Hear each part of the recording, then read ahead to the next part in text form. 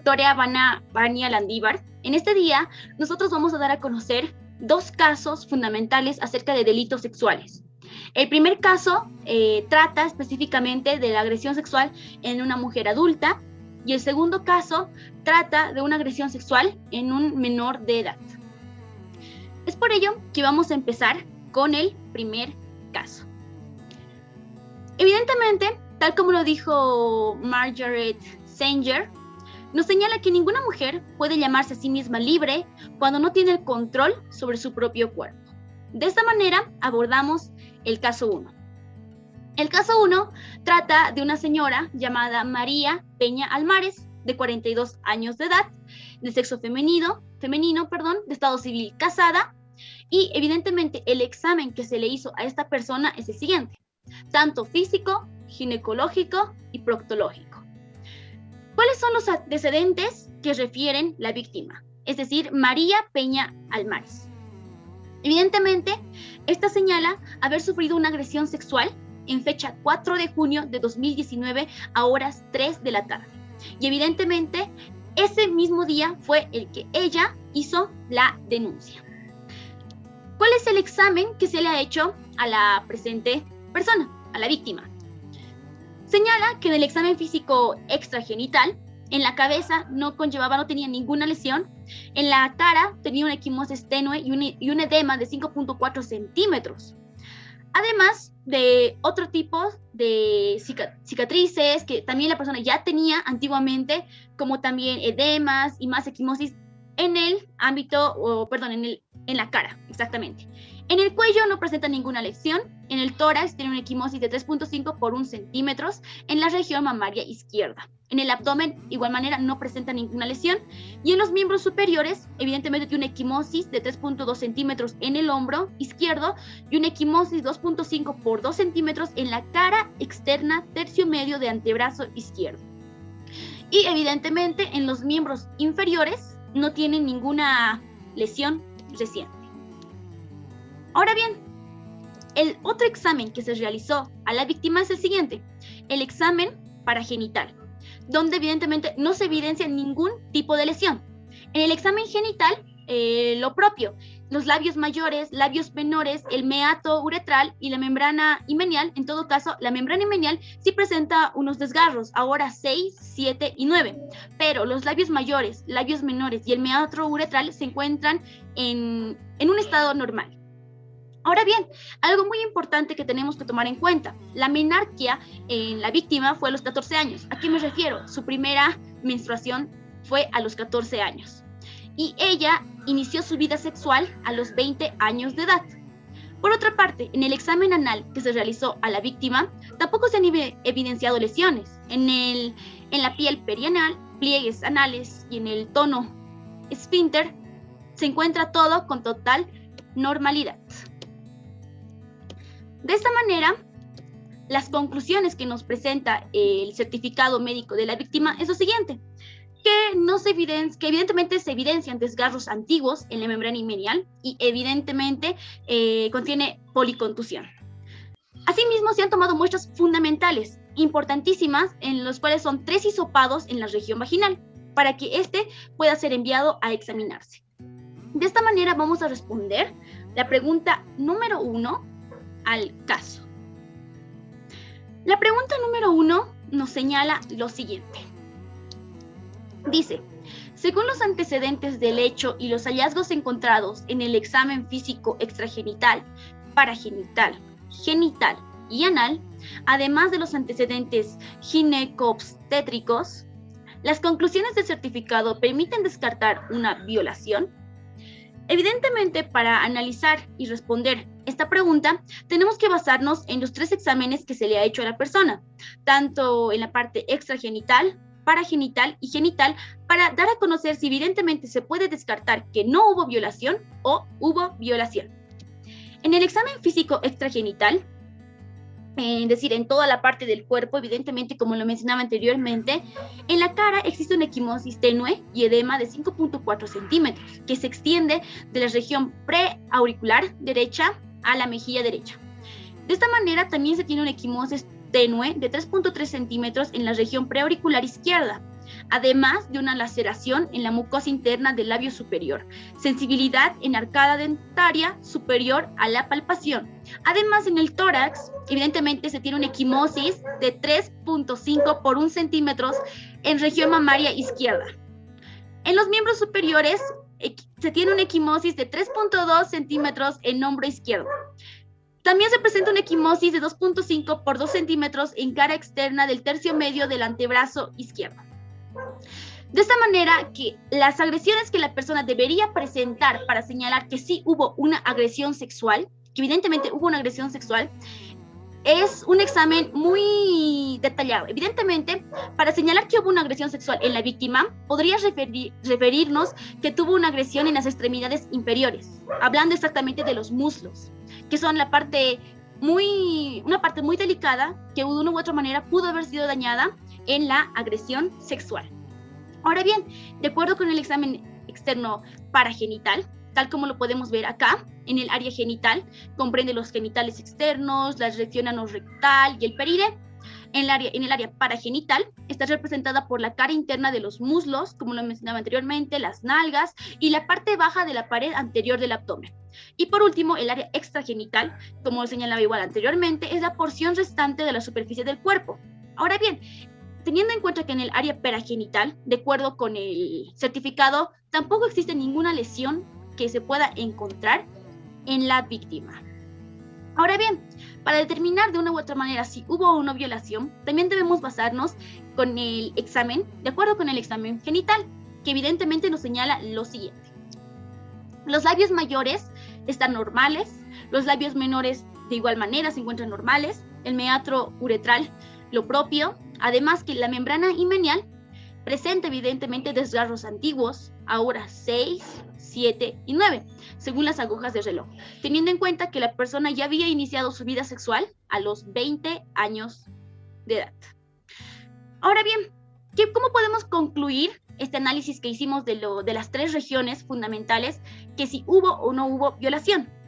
Bueno, evidentemente el certificado no nos permite a nosotros descartar que hubo una violación, aunque no haya ningún tipo de índice o agresión en los muslos o otro tipo de agresión. Evidentemente eso no nos quiere decir que no hubo violación, porque evidentemente en la parte final del certificado nos señala lo siguiente, que se tomaron 3 isotopados en la región vaginal. Es decir, aún tiene que hacerse ese tipo de exámenes. Aún necesitamos saber lo siguiente. Quizás un examen a la luz de Wood en la oscuridad va a resaltar diferencias cromáticas del periodo cicatricial, pero requiere la experiencia del observador, evidentemente. Y segundo, además tendríamos que tener en cuenta si existe la presencia de pelos pubianos, tanto de la víctima como del inculpado. Además, tenerlo muy en cuenta que la presencia de los espermatozoides son detectables hasta las 72 horas, por lo cual la víctima aún no se le ha hecho este examen. Por ende, no podemos descartar que haya habido una violación, porque necesitamos saber aún estas muestras. Segundo, dato muy importante para determinar si hubo o no violación, es la membrana himeneal. Evidentemente nos dice que presenta desgarros, por lo que si presenta desgarros, el himen de la víctima no es dilatable y tampoco complaciente, porque si fuera dilatable o complaciente el himen de la víctima, esta no se pudo haber desgarrado. Ahora bien, el hecho de que sean antiguas tampoco nos puede conducir a señalar que no hubo violación. Por ende, concluimos que evidentemente no se puede concluir en este caso que no hubo violación. Sin embargo, estar atentos a lo que son las demás instrucciones y las demás evidencias que van a ir llegando. Por lo que, nuevamente, lo repito, no podemos concluir que haya o no una violación. Vamos ahora a responder la pregunta número 2, que nos señala lo siguiente. La pregunta número 2 nos dice lo siguiente. Una mujer que en su primera relación sexual presentó desgarros recientes, ¿los presentará nuevamente a futuro en una relación sexual no consentida? O sea, ¿a qué nos hace referencia este? Si una persona, una mujer en todo caso, tuvo una relación sexual hace tiempo y lo vuelve a tener una relación sexual, puede volver a desgarrarse otra vez alguna parte del himen. Y esto lo podemos responder de manera muy fácil. En primera instancia, tener en cuenta el principio fundamental para resolver un caso de agresión sexual. ¿Cuál es ese principio fundamental? Este principio fundamental nos dice lo siguiente. que jamás debe dejarse de lado es que una vez producido un desgarro imenial, los bordes de los labios, cuando se completa el proceso cicatrizal, no se unen en forma espontánea, lo que quiere decir que nunca estos van a volver a unirse.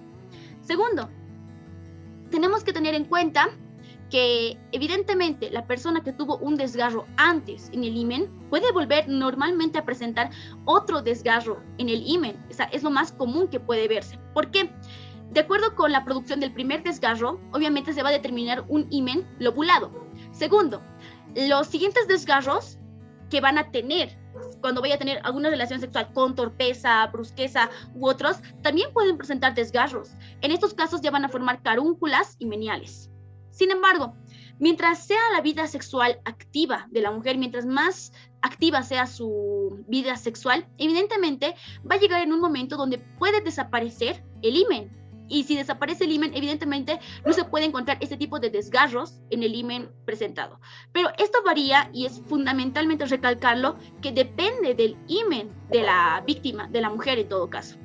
Porque tal como lo podemos ver acá, en el caso no nos señala que el himen fuese dilatable o complaciente, porque si fuese dilatable o complaciente, la persona evidentemente no tenía que haber sufrido algún desgarro, pero evidentemente, como lo decía anteriormente, nos señala que no es un himen dilatable. Por ello, en una siguiente ocasión, la persona tranquilamente puede o no presentar nuevos desgarros, pero ojo, depende bastante del himen de la víctima. De esta manera concluimos la explicación a las dos preguntas determinadas en el caso 1. Ahora vamos a continuar con el caso número 2, que trata acerca de una agresión sexual sufrida que recae, mejor dicho, en una menor de edad. Para ello continuamos con mi compañero John Bautista.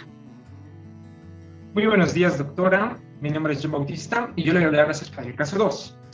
Para empezar con esto, vamos a hablar de la supuesta agresión sexual. Para poner en el contexto, voy a hablar un poco del caso. ¿Qué consiste? Básicamente, este caso nos habla de Danitza Terrazas Ríos. Ella es una chica que tiene solo 14 años. Ella nos dice que refiere a sufrir agresiones sexuales no en una, no en dos, no en tres, sino en 5 oportunidades desde los 12 años. Y señala como su agresor nada más y nada menos que a su tío.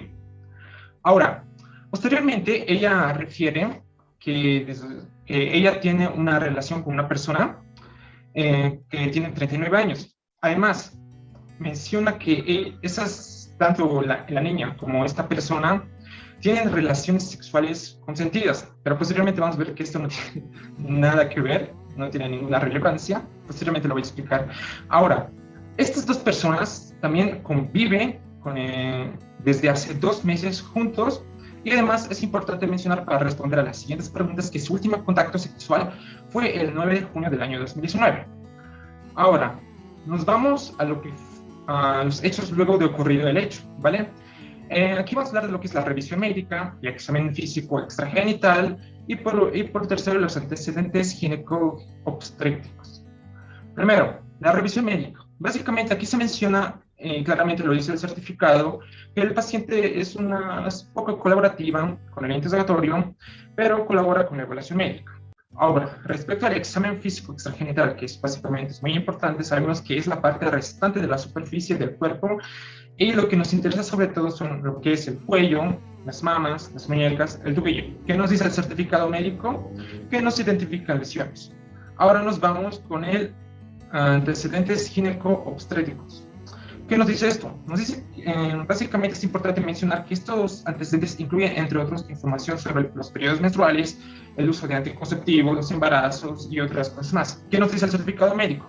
Nos dice que la menarquía fue a los 13 años. Para que no saben qué es menarquía, menarquía es el inicio del ciclo menstrual. Fue desde los 13 años. Y su inicio de actividad sexual fue de los 12 años. Ahora nos vamos a lo que son los exámenes. Esto igual es de mucha relevancia para las preguntas que vamos a responder. En el examen físico paragenital, podemos hacer mención al área paragenital y es representada por la superficie interna, donde ponen los muslos, las nalgas, la parte baja de la pared anterior del abdomen. ¿Qué nos dice el certificado? Que no se evidencian lesiones. Ahora, en el examen genital, podemos mencionar lo que son los labios mayores, los labios menores, el meato uretral, los cuales, según el certificado, están normales. Pero, sin embargo, esto es lo interesante de la membrana himeneal. ¿Qué nos dice de esto? Nos dice que hay un desgarro antiguo a horas 4 y 8 según las manijas del reloj. Y por último tenemos la horquilla posterior, que nos dice el examen que no tiene lesiones. Ahora, en el examen anal. En el examen anal podemos hacer mención a lo que es la piel perianal, los pliegues anales, el tono esfínter, en el cual se señala claramente que no está todo normal. Y tenemos también lo que es el método del examen del tono anal, que es el médico lo hizo por observación, y el certificado médico nos señala que no se evidencian lesiones en ese aspecto. Ahora, nos vamos a la conclusión. La conclusión de este certificado nos dice que hay un desgarro antiguo en la membrana himeneal. Ahora que ya conocemos el contexto, podemos responder a las interrogantes. ¿Cuáles son? ¿Ante qué tipo de delitos nos enfrentamos? Básicamente aquí tenemos que tomar dos aspectos. Dos personas, mejor dicho, lo que es el tío y lo que es la pareja. Lo que es el tío podemos aplicarlo en el artículo 308 bis, y lo que es la pareja podemos aplicar el artículo 309. Obviamente todo eso está tipificado en nuestro Código Penal. Empecemos con el tío. Artículo 308 bis. ¿Qué nos señala este delito? Es la violación de infante, niña, niño o adolescente. ¿Qué nos señala?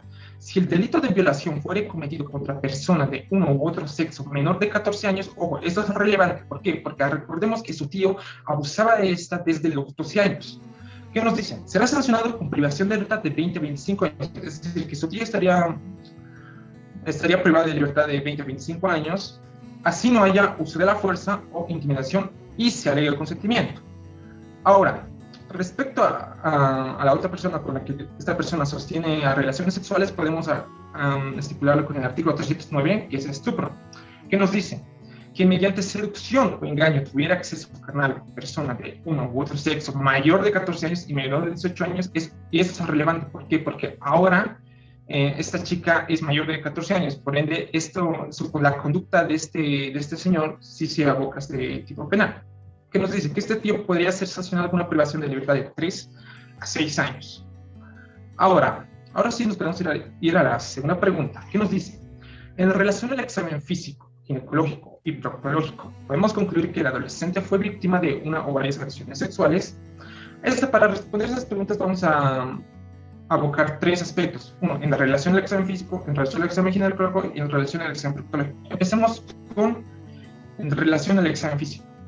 Antes que nada, me gustaría empezar diciendo que es importante mencionar que los hallazgos del examen físico son inespecíficos y que la mayoría de los pacientes no se encuentran evidencias físicas. Obviamente estamos hablando de casos como estos.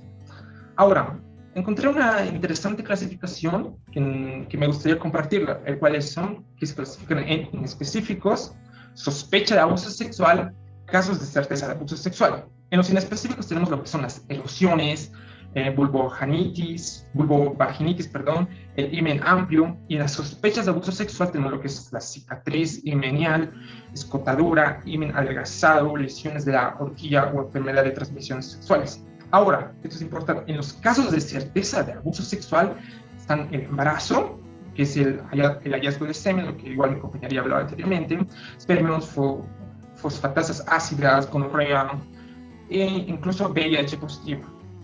Ahora, ¿qué nos señala el examen? Como ya lo vimos anteriormente, el certificado médico nos habla del examen físico extragenital. ¿Qué nos dice? No se evidencian lesiones externas. Respecto al examen físico paragenital, no se evidencian lesiones. Ahora, respecto al examen genital, aquí sí es relevante. ¿Por qué? Porque como lo había mencionado anteriormente, se evidencian desgarros antiguos a horas 4 y 8 según las manijas de reloj. Ahora sí nos vamos a lo que es en relación al examen ginecológico. El método de este examen ginecológico, para ser sincero, en adolescentes no es muy diferente a lo que se realiza en adultos. ¿Qué aspectos se toma en esto? Se toma la región pública, lo que es la vulva, el himen, la vagina, pero aquí lo relevante aquí es el himen. ¿Por qué? Porque el certificado claramente nos dice en su conclusión que hay un desgarro antiguo en membrana himeneal. Ahora, en relación al examen proctológico, este examen es importante mencionar que se inicia con la observación externa de las características especiales que tiene la piel de los márgenes anales, la simetría de los pliegues y la presencia de lesiones. Posteriormente se deben analizar cada pliegue y en sí las características de estos para seguir con el examen individual de los esfínteros internos y externos. Obviamente esto analizando el tono de las paredes, los movimientos de contracción y elevación del ano, la sensibilidad y los hallazgos del tacto anal, el cual es optativo de acuerdo al criterio médico. Ahora, ¿qué nos dice el certificado médico? Nos dice que el examen en el ano nos evidencia lesiones. Ahora, como la última pregunta nos podemos decir, ¿es probable que la víctima se encuentre embarazada? Esto es muy interesante porque recordemos que la fecha de su última menstruación es de hace 2 meses aproximadamente. Ahora, lo normal en una chica de su edad es que lo normal de la menstruación es de 28 días. E incluso encontré un artículo muy interesante que nos dice que hay casos en los que se puede alargar hasta 45 días.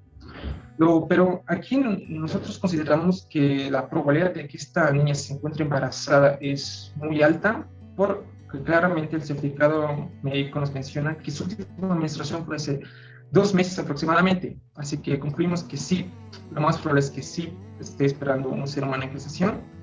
Y bueno, para concluir, le paso la palabra a mi compañera Cristal. Muchas gracias. De esta manera hemos dado conclusión a lo que viene a ser el análisis de estos 2 casos, en el que específicamente nos refieren una agresión sexual.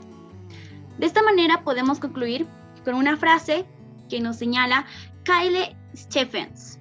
Kyle Stephens nos dice lo siguiente, que las niñas pequeñas no se quedan pequeñas por siempre, crecen y se convierten en mujeres fuertes que regresarán a destruir el mundo de aquella persona que las violó. Muchas gracias, doctora, y hasta una próxima.